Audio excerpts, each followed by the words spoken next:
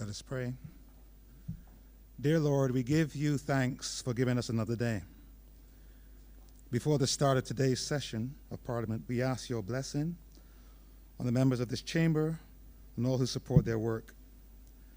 May they be led by your Spirit in the decisions they make. Grant them your peace as they steady themselves amid the pressures of persistent problems and challenges. Throughout this day and week, may they do their best for their fellow citizens as they remember the words of our anthem. The Lord has been the people's guide for past 300 years. And with him still on the people's side, we have no doubts or fears. Amen. Say the Lord's Prayer. Our Father, who art in heaven, hallowed be thy name. Thy kingdom come. Thy will be done on earth as it is in heaven. Give us this day our daily bread, and forgive us our trespasses, as we forgive those that trespass against us. And lead us not into temptation, but deliver us from evil. For thine is the kingdom, the power, and the glory, forever and ever. Amen.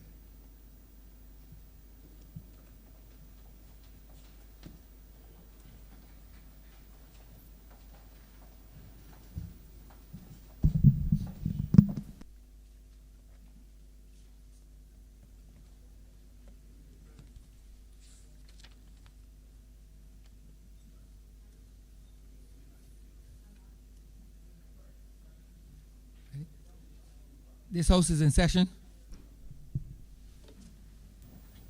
Announcements by Your Honor, the Speaker.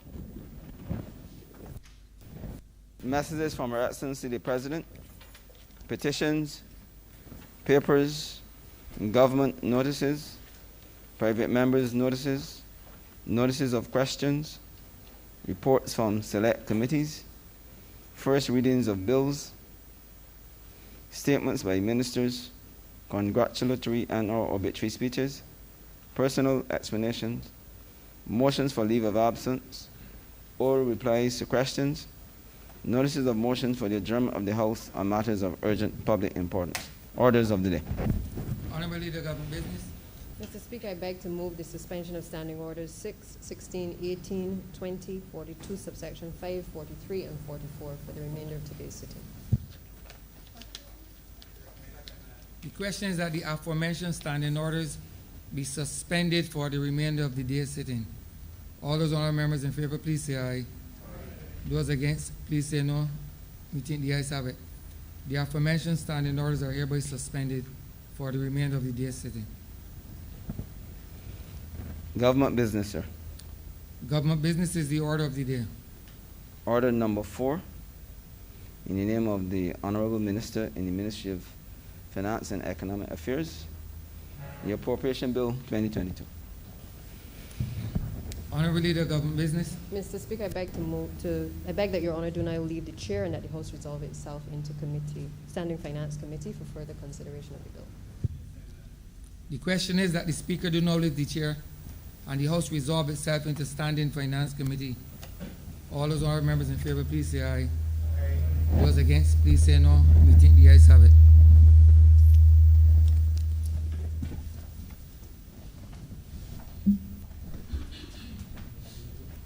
What's Chairman shaking?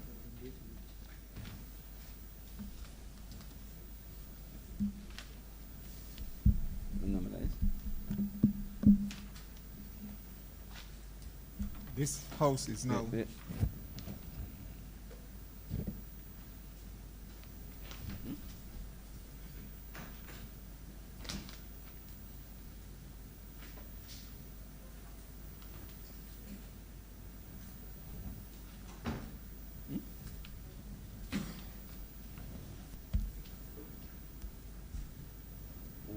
I was saying that he could do his presentation here first, and then ask for permission to join.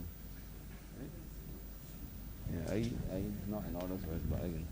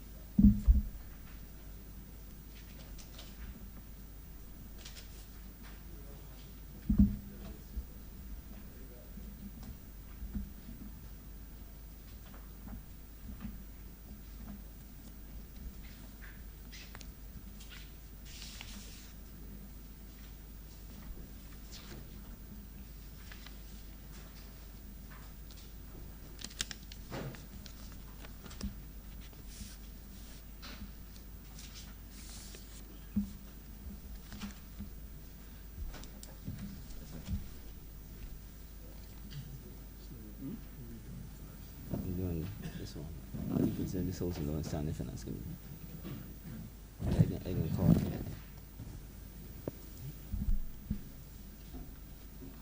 This house is now in Standing Finance Committee. Mr. Chairman, Head 92, Ministry of Energy and Business Development, in the amount of $39,483,647. Mr. Chairman, if it pleases you, I would request permission to join my team downstairs for the presentation of Head 92 of the estimates. At the same time, craving your indulgence, sir, to have the Honourable Member for St. James South join me in her capacity as Minister in the Ministry. Permission is granted. Permission is granted.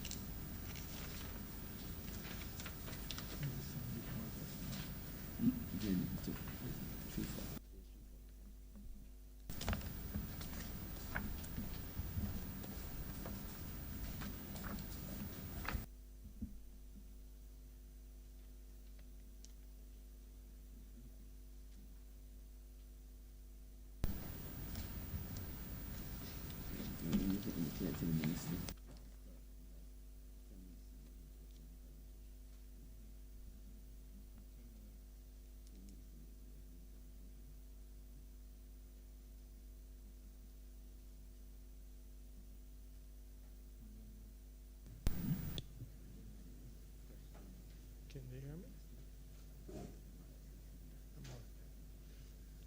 Mr. Chairman, I am not sure if you can hear me, and I would be grateful if you would signal your ability to do so.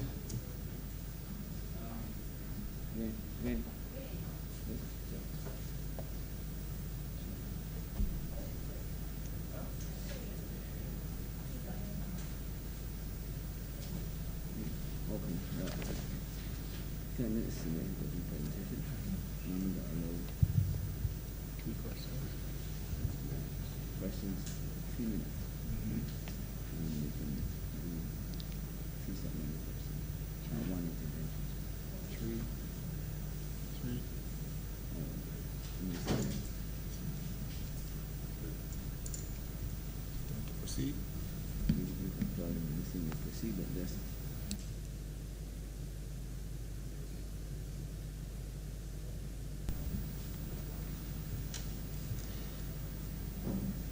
Honourable Minister, you may proceed.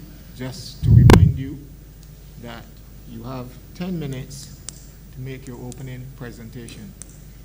Thank you. Thank you very much, Mr. Chairman, and I will do my best to condense all those things that I wanted to say within 10 minutes. Mr. Chairman, perhaps it is only proper for me to begin by recognizing that this is the first opportunity that I have had since being returned to this place by my constituents to thank them for the reinvestment of confidence in me. And so I begin on this journey during this particular term of office with their blessing, and I recommit myself to on their behalf, continue to fight as diligently as I possibly can for the improvement of the quality of lives of the people of Barbados. As fate would have it, sir, the ministry that I have returned to has been expanded to now include that which was the Ministry of International Business, or the Division of International Business in the ministry as it then was. And so we are now in the Ministry of Energy and Business Development. And we meet at this particular juncture, Mr. Chairman, at a somewhat awkward time in the context of global affairs. And I should perhaps say a few words in that context. As I speak to you, sir, it is common knowledge that eastern Ukraine has been invaded by Russia. Europe sits on the precipice of what may well be the largest land conflict that we have seen since World War II. And the fact of the matter is, sir, that there's a certain geopolitical significance to this development. From our perspective, that significance is not necessarily located within the context of military demonstration of power. But ours, sir, has to be a concern about the diplomacy of development and the agenda of development. And there's obviously going to be an impact on the developmental agenda as it relates to small island developing states, even on this other side of the world. The inventories in Europe are low when it comes to natural gas at the moment. The shortage of supply comparatively of gas in Europe will present a situation in which there is a limited flexibility for them to increase volumes. Equally, oil supplies have been increased by OPEC, the oil producing economies of the world, in November of last year. And so we are in a state of affairs, sir, where the global scenario is very delicately poised with respect to the prices of energy. As recently as this morning, I would have consulted the prices which are now published globally, and it would suggest that Brent North Sea crude has increased by 3%, and that there was an initial shock with respect to the natural gas prices, but they have subsequently stabilized by about 10 o'clock this morning. The fact of the matter is, sir, that this is obviously a very fluid situation, and we have to continue to monitor it from our perspective. And that perspective is quite clearly that Barbados is an energy importing country. Part of what these estimates are structured to do is to accelerate the process for us to get from being highly dependent on fossil fuels, as we now are, to a point where we use the natural sunshine, the natural wind, in order to drive our energy consumption in our homes and in our offices and our places of public administration and work generally. The fact of the matter is, sir, that what is taking place in Europe will see a major pipeline become a center of influence, the Nord Stream pipeline. Not two, as the paper publishes it, but one is the one of greatest significance to us, because that is the one that is finished and functional.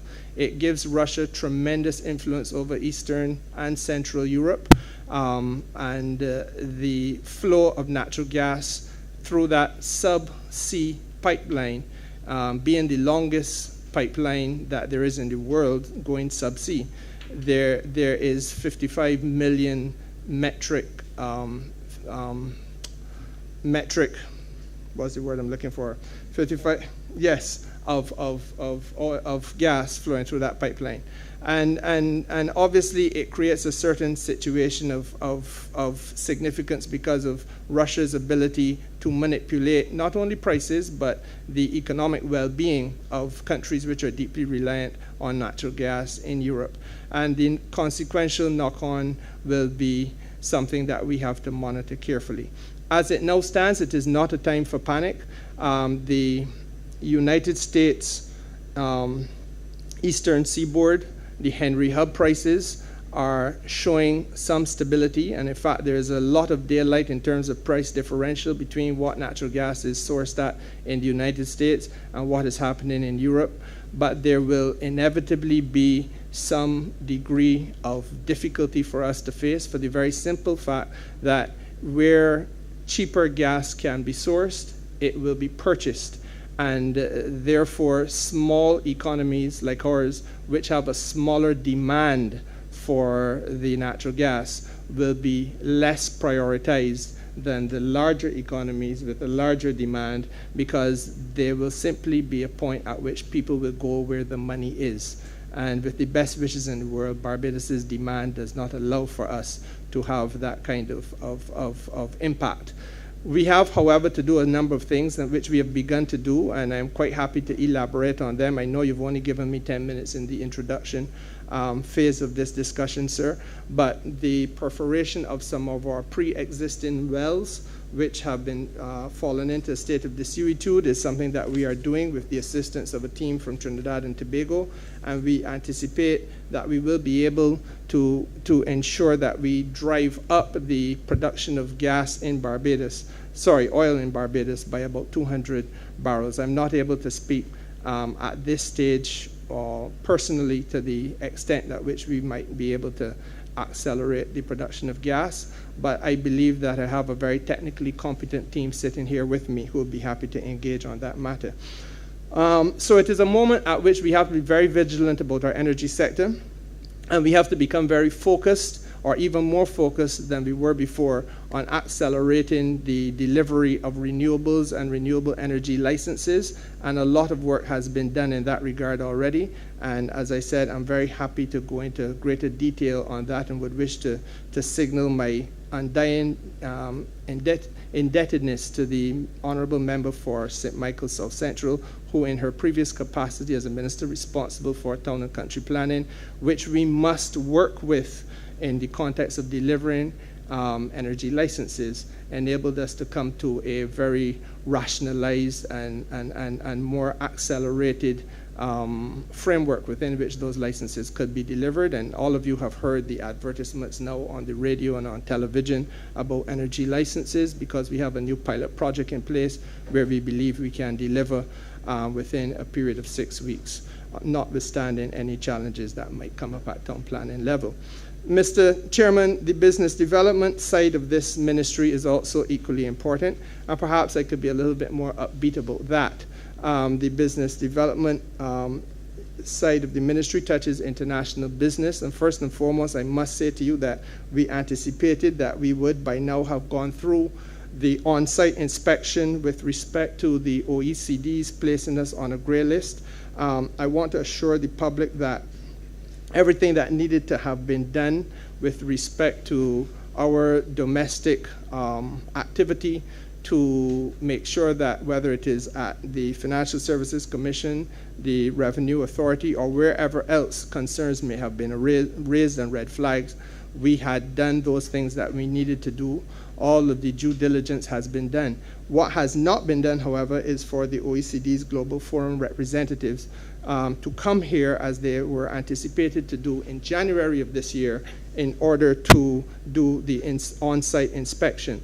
That on-site inspection, not having taken place, is now going to take place, as I understand it, during the month of April, I believe the 11th of April, and we're happy to elaborate a little bit more on that when the opportunity arises. Suffice to say that they did not come because borders in France were closed due to COVID restrictions, and I have indicated to the Director of International Business, and he has in turn directed to the attention of the OECD Barbados's desire to dispense with this matter as quickly as possible, and quite frankly, sir, our unhappiness that we are dealing in a virtual world and in a virtual space very often, but we still have to treat to a question of physical presence for an inspection, which, if it does not take place, has serious consequences for the reputation of this country. And it cannot and will not be that Barbados's reputation is tarnished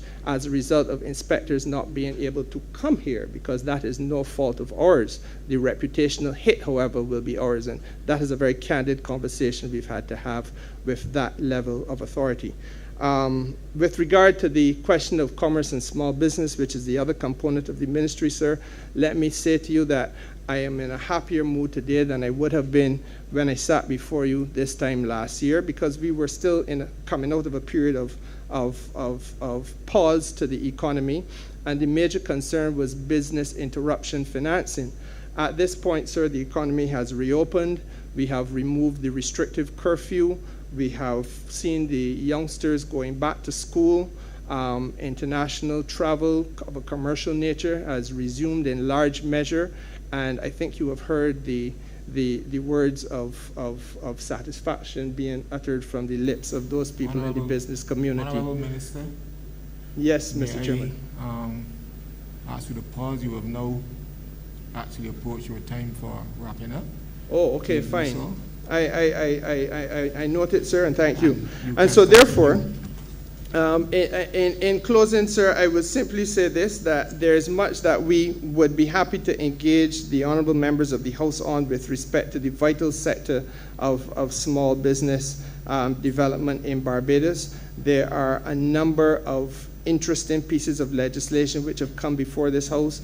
The vending bill is one of them. The liquor license regime is another, which are now at a stage where they have to be operationalized. It impacts on every member of Parliament's constituents in a very personal and real way. I've written to you, sir, and to all of our colleagues on the question of vending zones.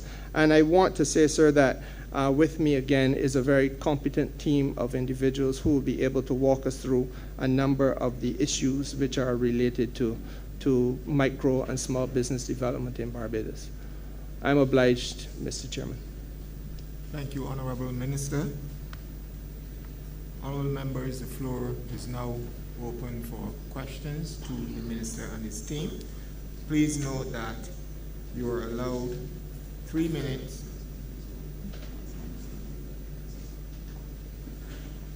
Minister, could you first move that the head stamp park, please? Oh, I beg your pardon, Mr. Chairman. I beg to move that head 92 stamp park.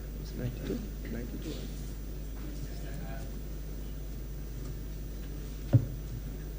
Thank you. Honourable Ministers, please note that the floor is now open for questions to the Minister. And be aware that you may speak for 3 minutes at any one time on a particular subject, and you will be allowed 3 supplementary questions in that regard.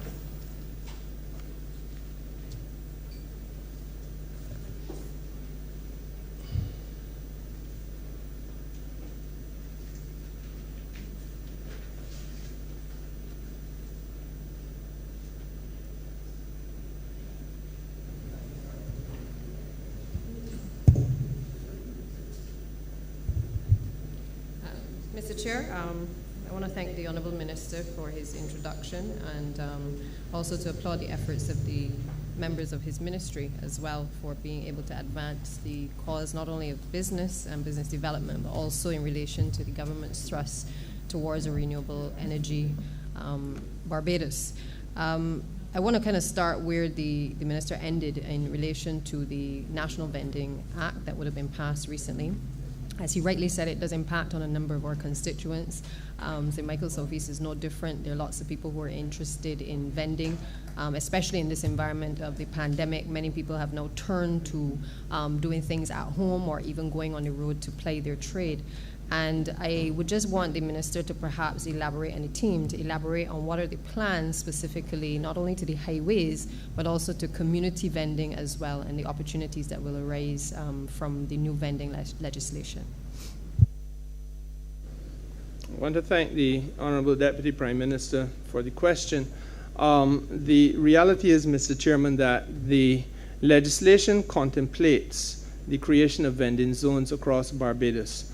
And as I had started to indicate, as you signaled to me that we had come to that point where I could go no further and remain faithful to the rules, the process is now at the execution phase. That execution phase has a number of component parts to it. One of them has been, as I suggested, the need for us to get input from the wide cross-section of Barbadian people. And in this particular case, I have begun by reaching out to the members of Parliament, each and every one of you, with a view to identifying places in your constituencies which you would wish to see as being areas that could be developed in the future as vending zones. Above and beyond that, there are obviously some areas where there is already a proliferation of the vending activity taking place. One of those theaters of activity is along the ABC Highway, and the cabinet paper has now been prepared, which will take to cabinet a set of recommendations for a number of sites where we will now be getting cabinets or seeking to get cabinets blessing formal imprimatur for us to be able to create vending zones along that corridor of the country. That would be a first stop. A second stop then would be for us to have the identified places within the communities of Barbados recommended not only by MPs but also coming out of some of the suggestions that would have been made to us when we had our public consultation in the closing stages of the vending bills being assessed by Parliament. Mr. Chairman, I want to be very frank with you. I see this as an opportunity for us not to go at a minimal level, but on a broad-based level, so that in as many communities as possible in Barbados, we have an appropriate facility, and that we can choose those facilities by broad-based consultation and input, so that we can make sure that this class of business person is no longer discriminated against in any way, shape, or form. It is vitally important, I believe, that we recognize that these people are all working in a manner that earns them an honest day's living, but they very often are working in circumstances that cry out for amelioration and improvement. I am extremely uncomfortable and unhappy as a Barbadian that I live in a 20th century in which we have people whose workplace does not allow them access to running water or bathroom facilities. That has to be improved, and I've signaled that to the House when I piloted the vending bill. Equally, one of the advantages that we now will have is to create vending zones that allow for us to make sure that our vendors are brought into the 21st century so that they can access a sale via the use of the IT technological platforms. I am one of those who, like the minister in the Ministry of Finance, would be happiest when I can go and buy my coconut water and be able to use my cell phone in order to pay for it. And this type of transaction is possible across many parts of the world, but it is not yet possible in Barbados today. And I feel that what we now owe to our people is an obligation to make sure that we allow them to benefit from those business facilitating types of opportunity that will empower them.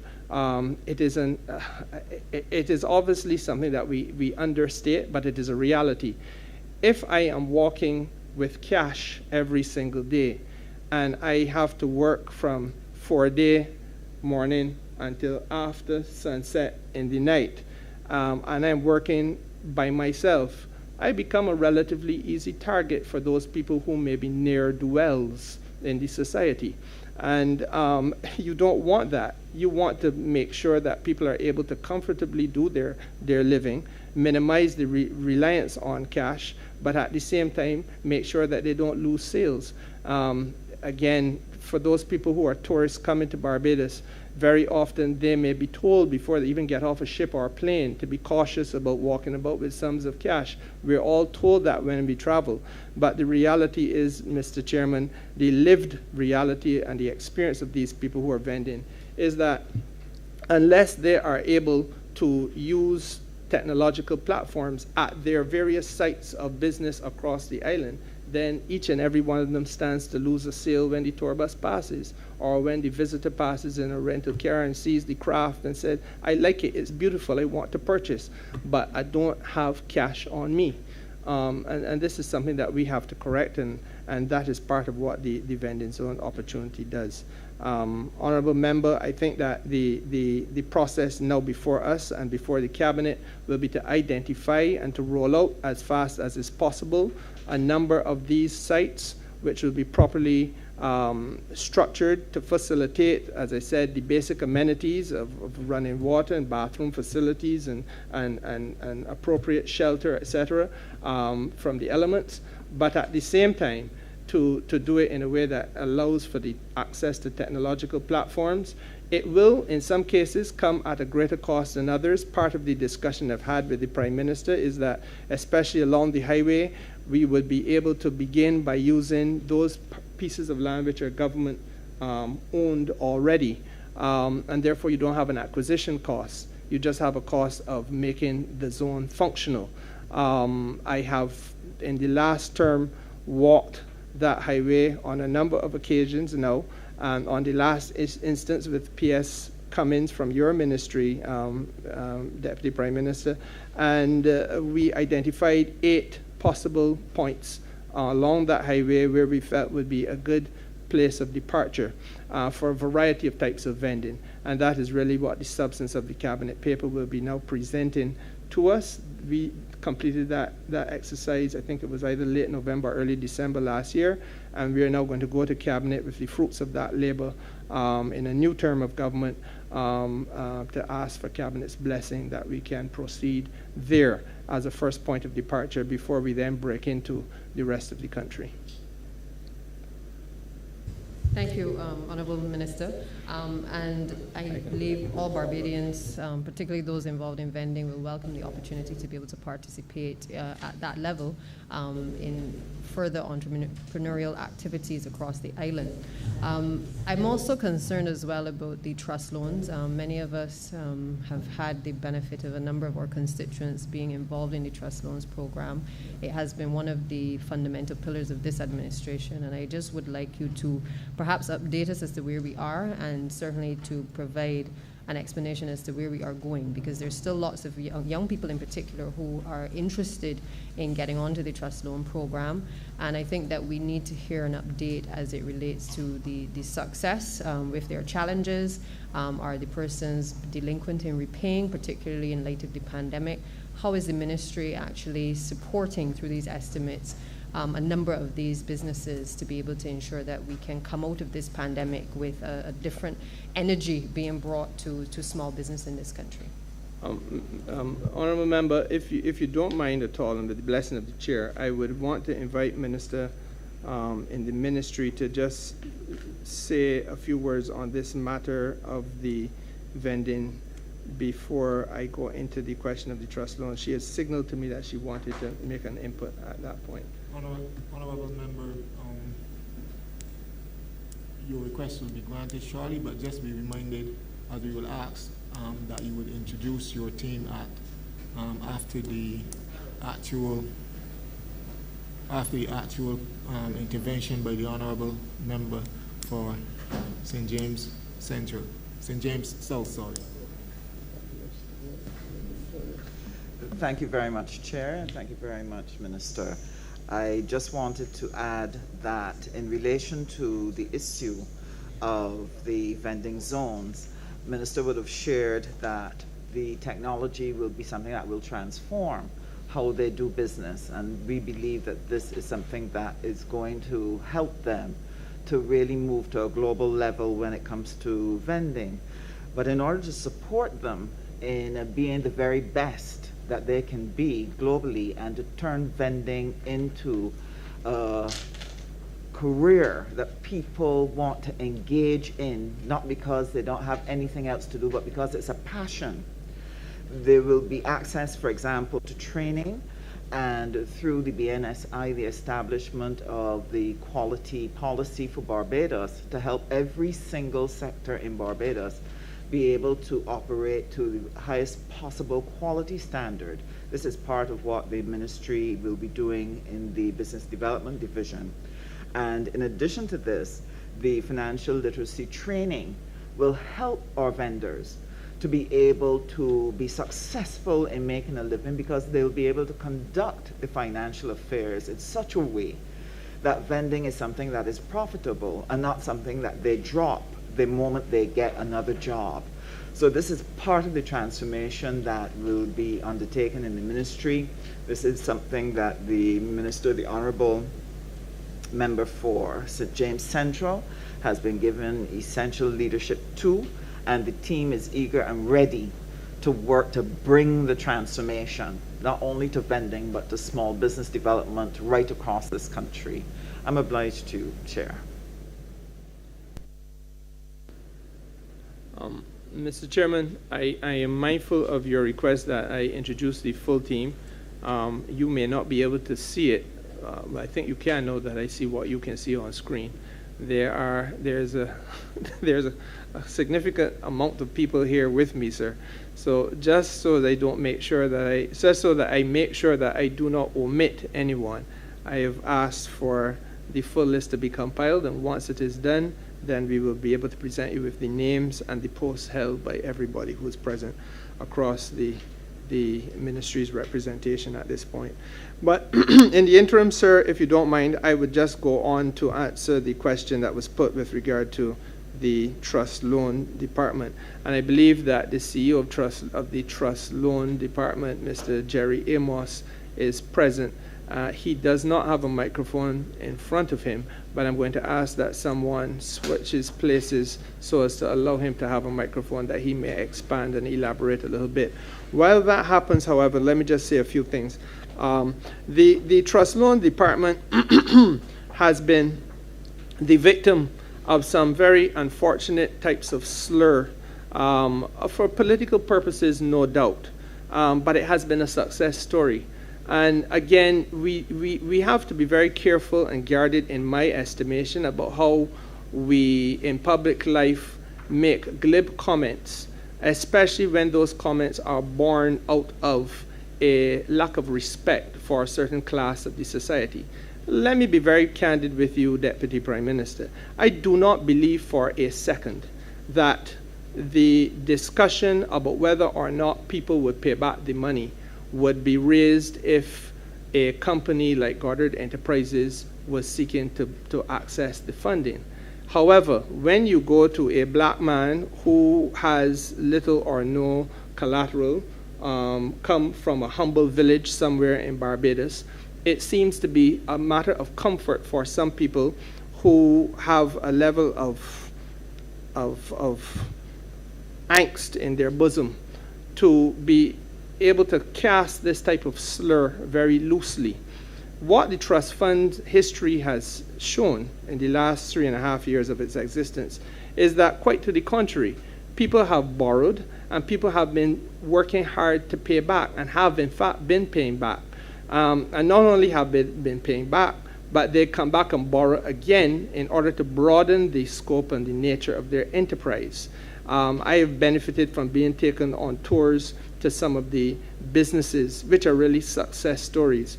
Yesterday, in one of the planning meetings that I had for this exercise, I was called upon to recall the fact that there is a lady who had a business where she was just doing massages. Today, she is doing massages and making body oils and body lotions, and is part of the tourism sector. South Coast Hotels directing their people to her, and has weathered the tempest of the pandemic, and has people from overseas soliciting her body scrubs and so on, so that they can source them here and have them exported to America or wherever else they come from. This is a reality of the way in which we are seeing a growth trajectory coming from the Trust Loan Fund. The other very interesting thing I've done is to sit down and look, and I quite frankly did this during the election campaign, because as you go from constituency to constituency, it was quite possible to see through the Trust Loan Fund who were the MPs that were agitating for a lot of work to be done on the ground on behalf of their people. And some of you who would have heard me speak would have heard me say this. There are some constituencies where we have had a couple thousand loans, and you have employment generated for a couple thousand people. It is an interesting thing that this has been the pillar upon which poor people have been able to stand and survive in most difficult of times, when we had a pandemic in which large companies were unable to survive, in some cases sending home several people. There was a turn in the direction, as you quite rightly say, to self-employment. And that self-employment story has, once again in history, pointed us in the direction of the resilience of the Barbadian people and the dedication of poor people to pay their debts, notwithstanding the slurs of those who would say to the contrary. I say that not just in defense of the Trust Fund program, but in defense of what it has been able to stir in the belly of the country, so that today it is beyond any dispute and question that there are clusters of activity which have been created out of the Trust Fund business, the micro-business program, where you're seeing enhanced marketability for our people, and enhanced and more efficient product development and product services. And that cluster program, which I'm going to ask Mr. Amos to speak to very shortly, also is now identifiable across a plurality of sectors. So that, for example, if you're interested in wines, there is a wines cluster in Barbados where there are people who begin in their house by making wines, who are now expanding from the house to the garage, or in some cases a little bit further, and who are actually exporting wines out of Barbados. Similarly, with tourism type related activities, similarly with agribusiness related activity, there are a number of clusters which have been growing steadily across this country and are being nurtured by deliberate programs of the Trust Fund. Equally, as Minister Husbands just pointed out, there is a component of this which is very developmental, and part of the hand holding that we are dedicated to doing is, by virtue of the funding given in these estimates, we dedicate a portion of that to reinvest in assisting people to better manage their businesses. Part of the better management and understanding and navigation of the challenges and pitfalls of the business environment is the financial literacy program, and it is now impossible to get a loan through the Trust Fund without going through some element of financial literacy training. And that financial literacy training enriches the beneficiary of that training, because they are better skilled in understanding issues which are critical, and which, frankly speaking, if we could get a follow-up question, I'm going to beg somebody to ask us or allow us to talk a little bit about managing debt in Barbados, because dealing with debt is a critical issue. I say this to this country as minister responsible for business development. Our capacity of our people to deal with debt in a realistic and a sensible way is something that, if we are not careful with, it will cripple this society. Managing debt, succession planning. We celebrated yesterday a company which comes from European extraction, Barbadian society. They have come to 100 years, and we laud that. That's what we want. We want businesses to be around for a long period of time. But ask yourselves how many black businesses, how many businesses coming out of an African extraction have been around for that period of time. And I wager that you will be hard-pressed to find any that get up to that 100-degree mark. And the reality is that that cannot be something we are content with. But we will never get there if we don't have our business people being trained in issues such as succession planning. And even before you get there, you have to be able to cost your product and cost your service correctly so that you survive and that you don't price yourself out of the market, or that you don't underprice either, because both of them can be fatal to a business. So there's a lot that is going on by way of the financial literacy training, and as I said, that is an area where I hope we can elaborate further, and equally I re-emphasize my concern about the issues of debt and the desirability for us to be able to have today a discussion on the matter of dealing with debt. But at this point, Mr. Chairman, I would invite Mr. Jerry Amos to take the floor.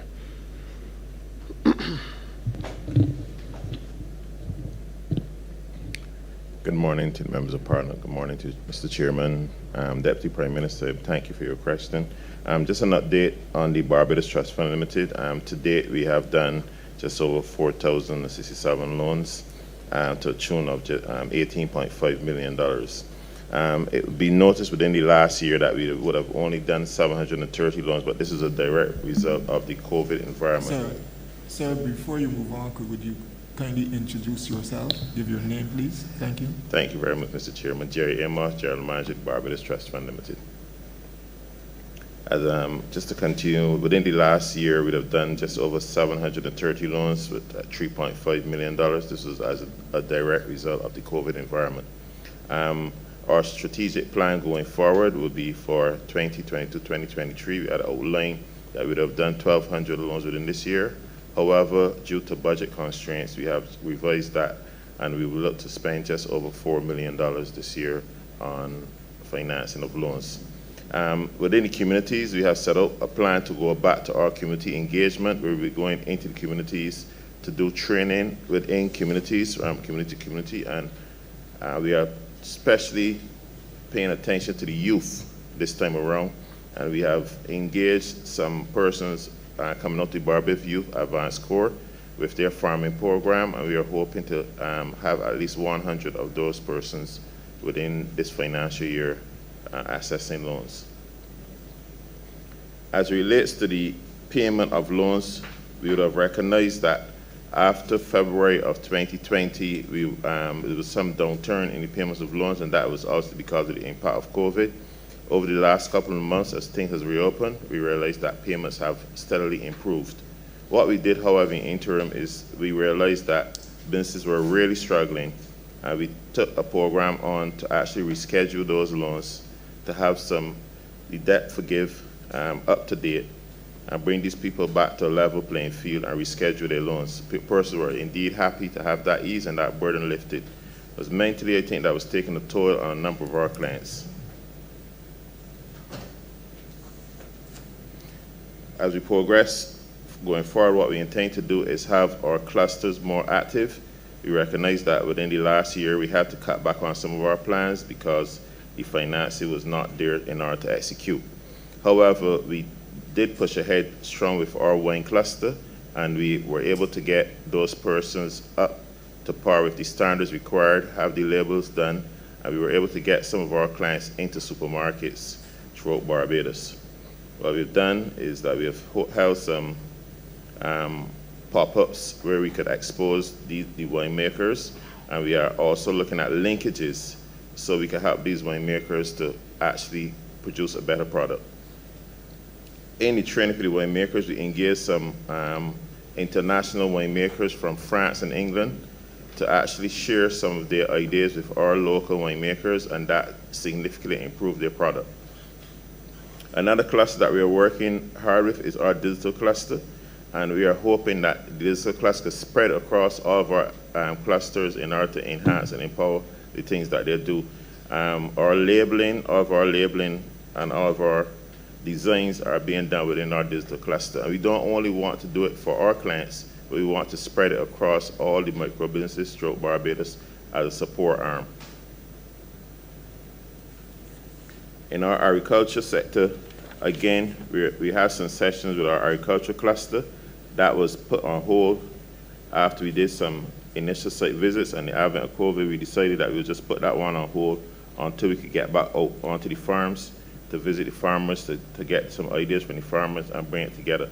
What we are hoping that our digital cluster could put together some software that we could actually keep an inventory of all of the products that we have throughout our farmers in our portfolio, and then we can actually target markets that we could actually sell to. We are looking at areas like the school meals department, hospital, and other areas within government that we could have our cluster working through and having sales coming out to those markets.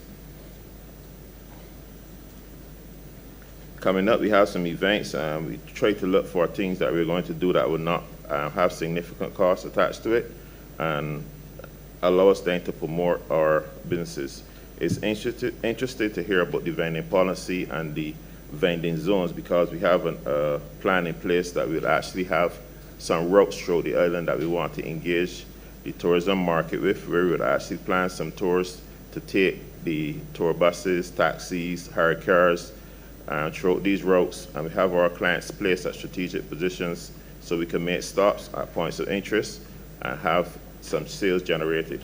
What we do recognize, however, is that when a tourist lands to Barbados, that tourist at the time may not necessarily purchase a product, but that tourist may have a need to purchase that product. So what we have done is that we have worked with one of our clients with, it's called Omniverse, it's an Amazon-like portal, and we will have our clients on that portal, so when the tourists go back to their location, they can still order a product from off that portal.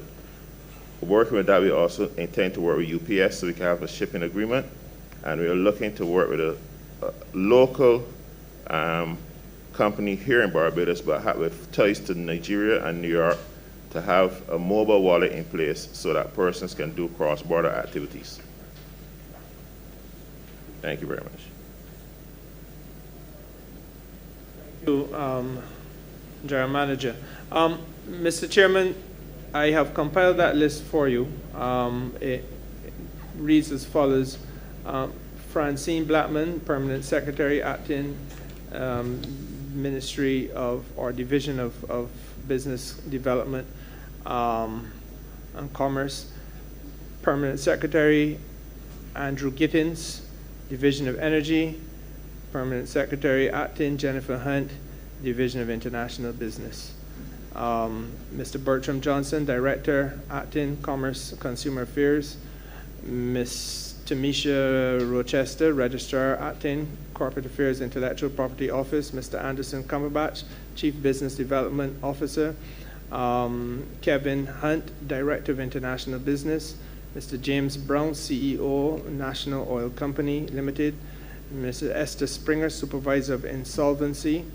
Mr. Jamar White, Director of Natural Resources in the Ministry of Energy. Michelle Smith, General Manager, Acting in National Petroleum Corporation. Jazeel Wilcher, Assistant Accountant, Ministry of Energy. Rosalind Griffith, Project Officer, Ministry of Energy. Ron Blaze, Project Accountant, Ministry of Energy. Sanjean Watkins Diang, Deputy Director, International Business Acting. Esther Lord Graham, General Manager, Fund Access. Marsha Atherley Akichi, CEO, Acting of the Fair Trade Commission. And Mr. Hayden Ryan, Director of the Barbados National Standards Institute. You just heard from Mr. Jerry Amos, who is the General Manager of the Barbados Trust Fund Limited. Minister, thank you very much, and thank you to Mr. Amos for the update. I'm going to let the others who I see, there are a few others know with questions, so I'm going to pass over to them to get the ball going. Thank you very much. Honourable Member for St. Michael South.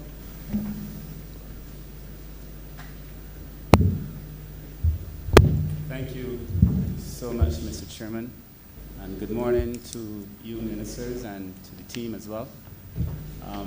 My first question I actually just got, having perused social media, so I have two other questions, but there seems to be some lack of understanding, Minister Simmons, between your conversation in relation to Ukraine and Russia and what will happen in Barbados in relation to oil prices and so on, because the comments from a lot of persons in relation to the news that was carried before seem to suggest that there is a limited understanding of the potential impact on Barbados. So if you could explain that in greater detail, or have one of your team members explain it in greater detail so persons could appreciate that this is not a political ploy, that this is a very serious reality and the consequential impacts on other issues as well.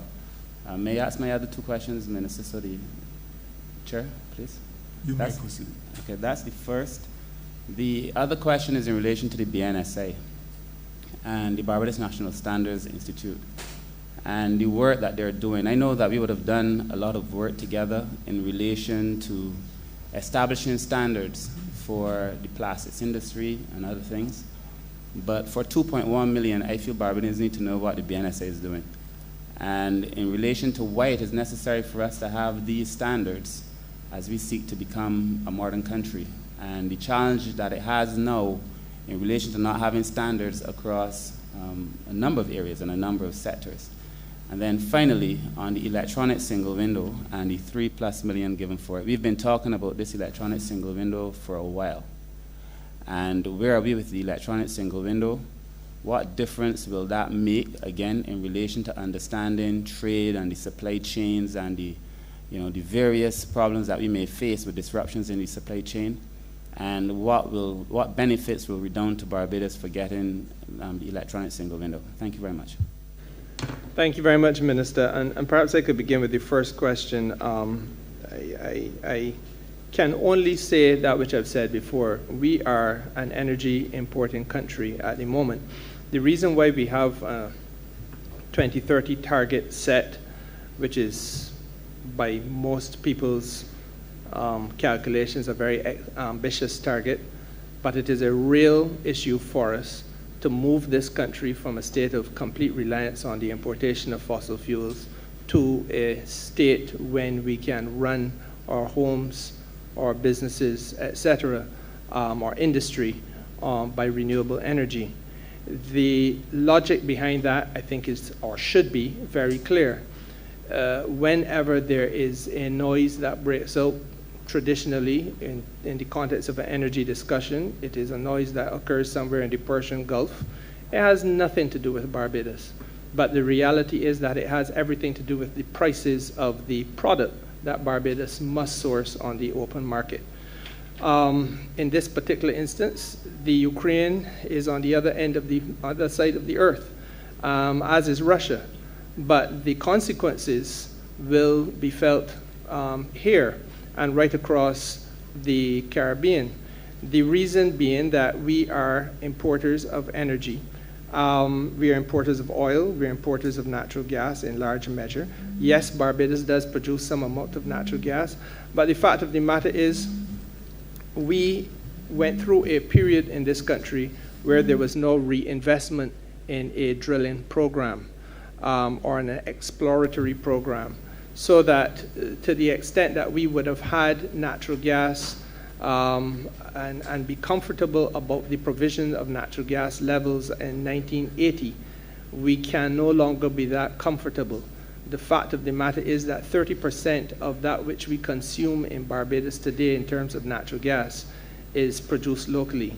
The rest of it is sourced externally. And the fact that we have to source it externally obviously means that we have to pay for it.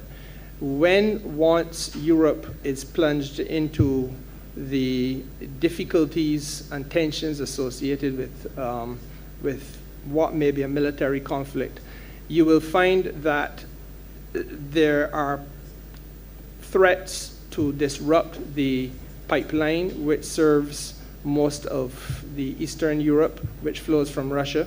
Russia is a major exporter of natural gas and therefore has significant influence over there and over the energy sector in Eastern Europe. Equally, there may be responses and probably will be responses by way of